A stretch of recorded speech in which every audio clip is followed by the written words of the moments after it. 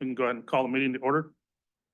We're gonna do a verbal roll call, and that'll be something we'll have to start doing. So if I could just get a response from each of you as I call your name. Joe, Yes, I'm here. Kim, Yes, here. Cindy, Here. Marlene, Yes, here. Micah, and myself, Jared, is here. I miss anyone? Heather is absent or not here. Okay, and then the reminder for each person, please state your name when you go to speak. Something I keep forgetting to remind everyone at the beginning of the meeting, so.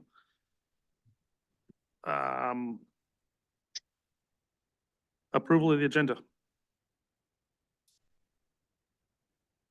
I move we approve the agenda. This is Joe. I'll second. All in favor? Aye. Aye. Aye.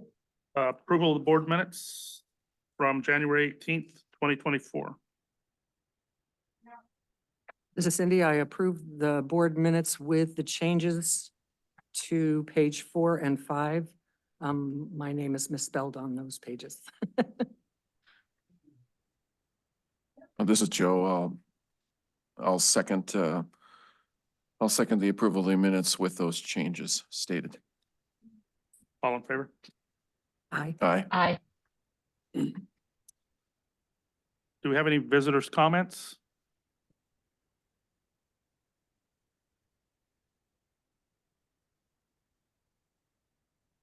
Do we have any board member comments? This is Cindy, and I just wanted to comment on some of the reports that were submitted and congratulate the lab on the lab survey results and their good vibes report from the survey person. I thought that was pretty neat. And I also really love that we are involving the school with tours at the hospital and with other activities at the hospital. So thank you very much to staff for doing that.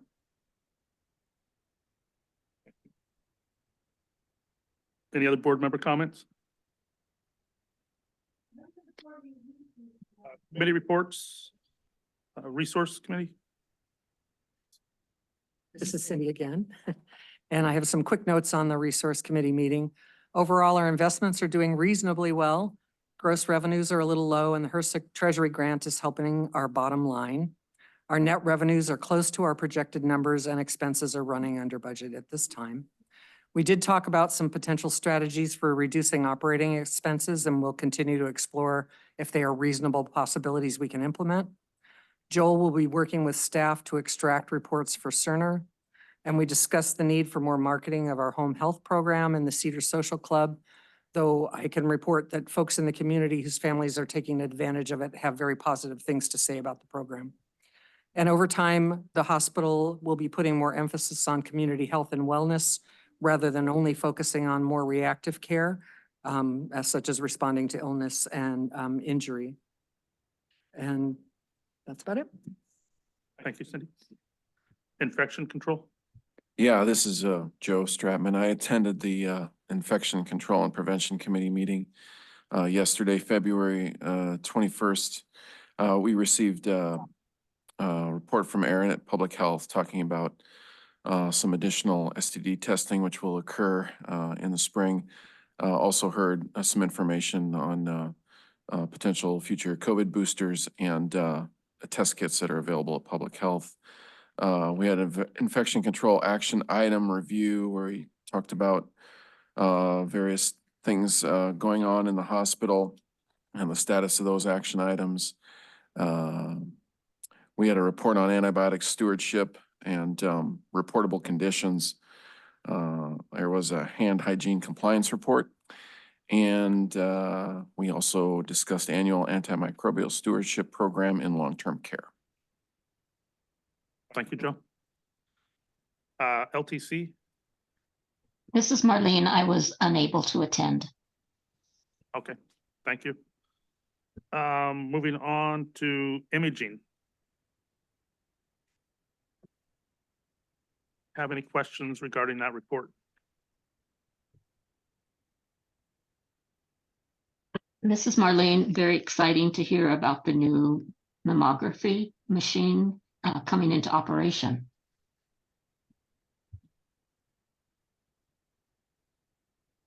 Any other comments on that report? Lab? Any questions on that report from the lab?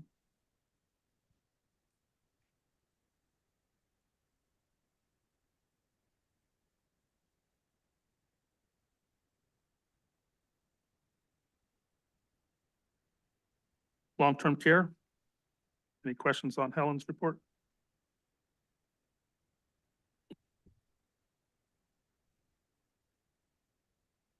This is Kim. I just wanted to mention that I had gotten some great comments about the Valentine's thing and the food and the decorations and for the residents from some community members. Thank you. This is Cindy. I just, I saw the comment about Medicare and, or Medicaid and Medicare and durable medical equipment, and I don't know if there's some strategy or something that we can pursue to address that concern. And for folks that can't see the report, basically Medicare and Medicaid will not pay for durable medical equipment such as custom wheelchairs if a person resides in a nursing home. And so we're having trouble with getting funding for those things.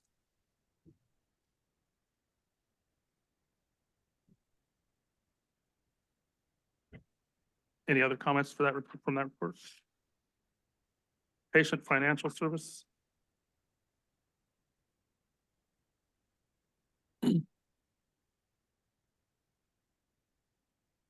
Questions regarding that report?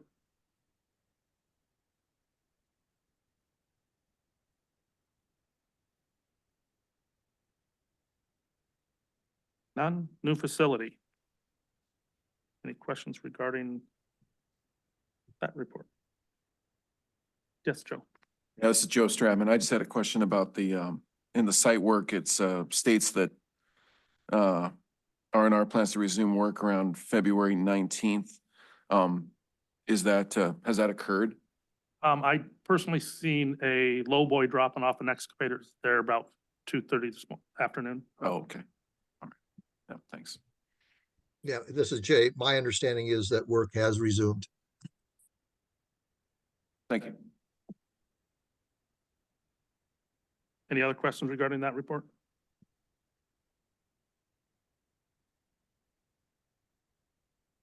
Quality and infection prevention?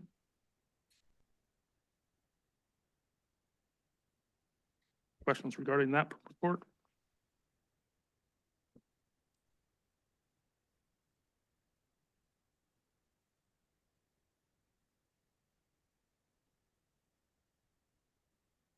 Executive summary. Any questions regarding Phil's report?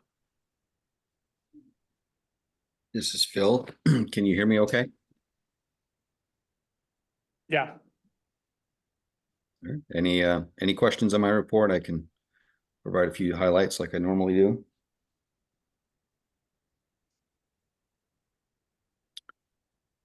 It's been since our last board meeting, it's been pretty busy. We had our work session, we had an open house. We had a legislative fly-in for Petersburg delegation. I want to thank Jason, Jared, Bob Lynn, and who am I missing? For that fly-in, we met with Senator Stedman. What's that? Mark? Oh, he wasn't No. at all of them.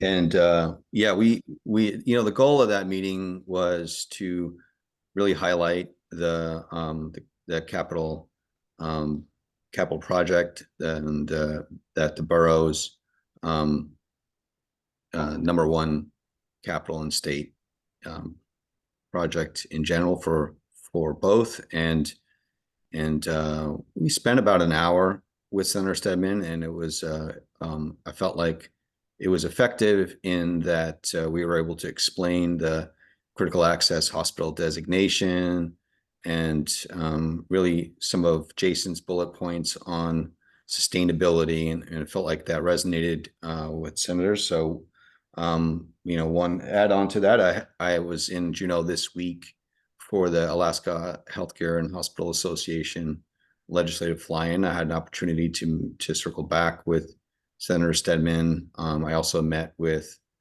Senator Hoffman and Senator Donnie Olson, all part of the Senate Finance Committee, and also using some of Jason's bullet points and articulating the project and the importance of keeping the momentum going and supporting Petersburg as the #1 capital priorities, and in that 37 million for the shell and core of the new of the hospital, the main hospital building. And it's hard to know, obviously right now we're just planting seeds in the hopes of a capital project list. And overall, I felt like the meetings went well. We spent some time with that. Of note is there was a opportunity for Petersburg to comment. I think it was yesterday or day before. I actually can't remember now because the days are running together. But there was some comments from the community, and that is effective. I can't overstate that enough, that the community response and participation and reaching out to senators and representatives are really important. Those get heard often more than the special interests such as myself or even members of or employees of the hospital. So it's important for the community to testify when the opportunity provides, or write letters and make sure you contact our delegation for that. Jason's going to cover the finance. So we have financial performance. We're working on stabilizing, and they had their committee meeting earlier this week. Jay has covered the new facility report, and looking forward to moving the project forward. From workforce wellness, there were some training opportunities. That's been a big focus of our staff, is training opportunities and continuing to improve on that. We also have our health fair that's coming up. I've seen a lot of interest in that. That's a pretty big heavy lift for our lab. So thanks to our lab and our wellness group and a lot of our staff members in making that happen. That's a valued service to the community. So looking forward to that. And then we continue with our specialties. We have our ortho clinic coming up here next week, I believe, with Dr. Wilbur from Juneau Bone and Joint. So continuing to add on to specialties as clinic opportunities for Petersburg is exciting to develop. That's the highlights of my report. Any questions? No questions, but this is Cindy. I just wanted to point out that we also have a lot of volunteers helping out with blood draws for the health fair too, and we wanted to thank those folks. Yeah. So I'm always going to forget someone, but there's a lot of effort on that. So thanks to everyone for putting that on. Any other questions of Phil? Phil, financials.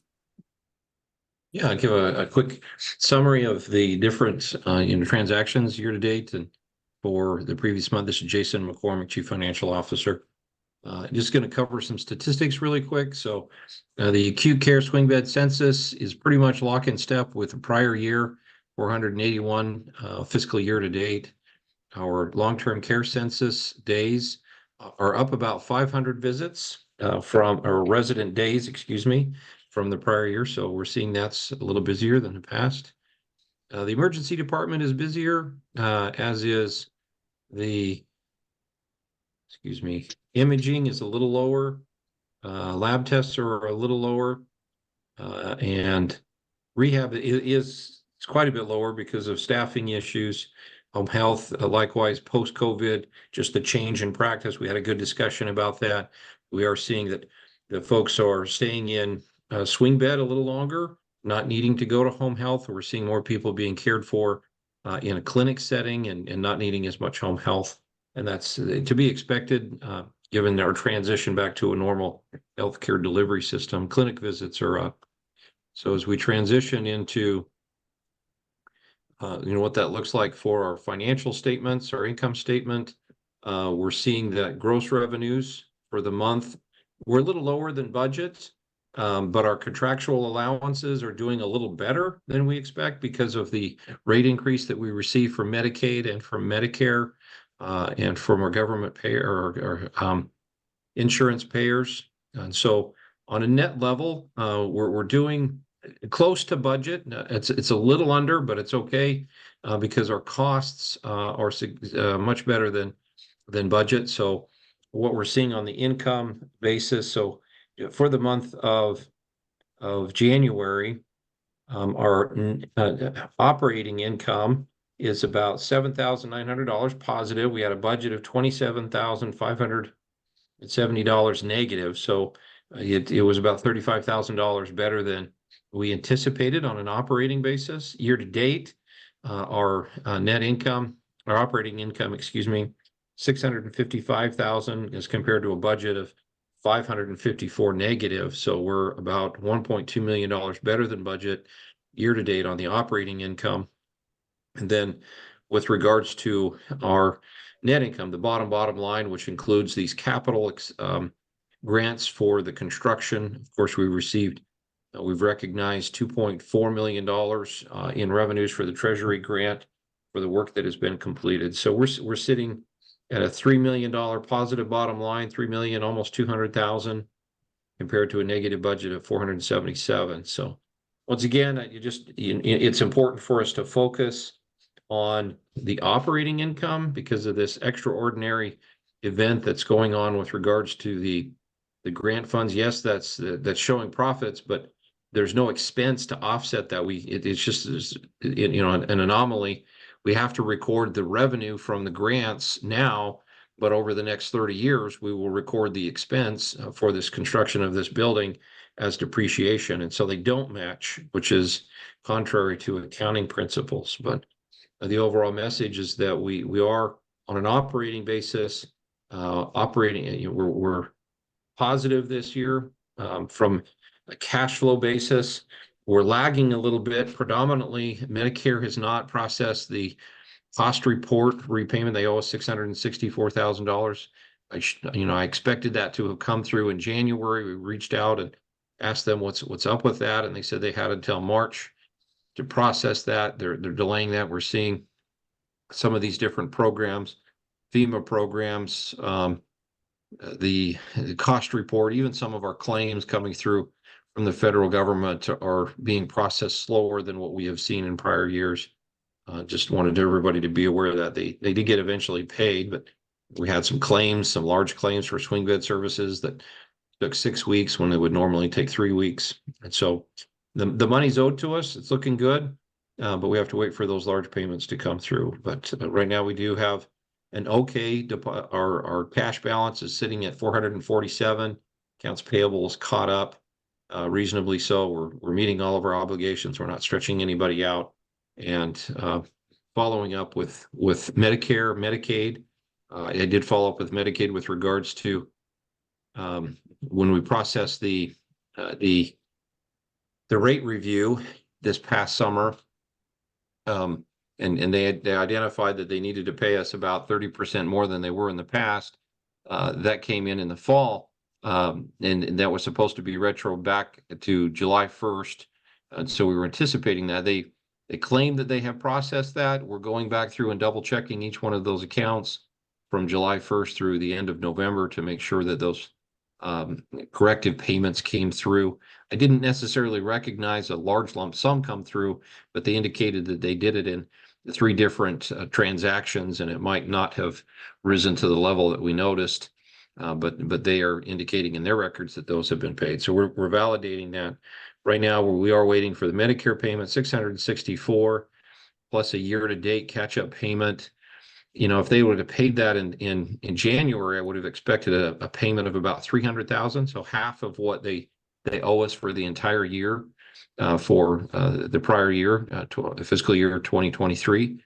Here we are coming into March, so I'd anticipate that rate will be upwards of $400,000 to $500,000. Plus, they'll increase our rate for the balance of the year. So those are the highlights for the financial transactions for past month and year to date. Any questions? This is Marlene. I have a question. What happens if the federal government has a shutdown? I think the federal government shuts down, but the Medicare system continues to work. They'll continue to process claims and things of that nature. That's never shut down. We've seen several of these happen over the years, so it doesn't impact cash flow coming to hospitals. Okay, thank you. Joe? Yeah, this is Joe. In Phil's report, you know, he identifies the fiscal year 23 benchmarks for the key performance indicators, about a metric for gross AR days, less than 55. And it looks like from the report here that it's getting close to that. Also talks about 90 days cash on hand, and that seems to be improving too. It's not quite 90, just if I'm reading this right, but better than the last few months of 2023. The third metric is DNFB less than 5. Could you remind me again what the DNFB? Yes, DNFB stands for discharge not final billed. They should just call it unbilled. So there's a time frame for when the patient is discharged and we're compiling information, coding the account, and then it's ready to be billed, and we quantify that because that's something that we need to keep to about 3 to 5 days. We hold claims instantly. We just have a hold for about 3 days, but so our average time we want to see to get a claim out the door to be somewhere between 5 to 7 days. We watch that very closely and try to make sure that it doesn't expand beyond that. Things that can cause it to do that is late completion of documentation by providers, coding, and maybe, you know, we have some staff on vacation or something, we get behind on coding and then we get caught back up, things of that nature. Thank you. Any other questions for the financials? Thank you, Jason. You're welcome. Before we go into executive session, I was going to ask that we discuss the next meeting so that people can hear when it is rather than after the executive session, if that's okay.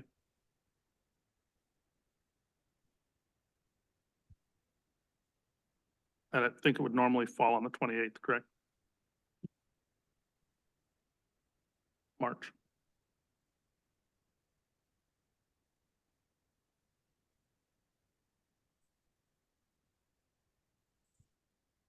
Hearing nothing opposed to that, we'll plan on being the 28th of March. So I guess then, do we have a motion to go into executive session?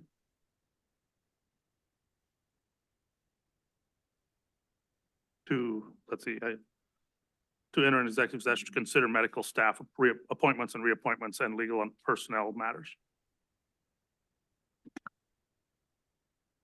Hey, this is Joe. I move that we go into executive session to consider medical staff appointments, reappointments, and legal and personnel matters. I second that. All in favor? Aye. Aye.